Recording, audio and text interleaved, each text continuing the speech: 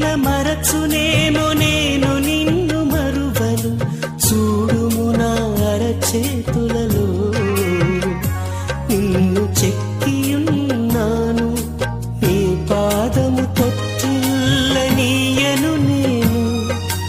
నిన్ను కాపాడువాడు కునుకడు నిదురపోడు అని చెప్పి వాగ్దానం చేసిన యేసయ్యా తల్లిలా లాలించును, తండ్రిలా ప్రేమించును, తల్లిలా లాలించును.